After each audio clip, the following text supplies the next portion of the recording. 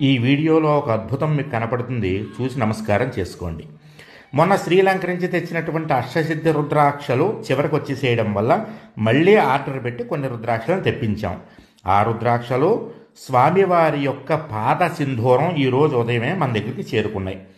అవి అలా పార్సిల్ వచ్చిందో లేదో హనుమంతుడు వచ్చేసాడు మన ఇంటికి. మళ్ళీ వచ్చేసి 2 గంటల సేపు మన ఇంటి పైనే కూర్చుని పూజ పూర్తయ్యేంత వరకు ఉండి ఆఖరణ హారతి ఇచ్చి శంఖనాదం చేసేటటువంటి సమయంలో ఆయన కూడా సాష్టాంగం చేసుకుని పూజ అంతా పూర్తయి హారతి ఇచ్చేసాక అప్పుడు వెళ్ళాడనమాట.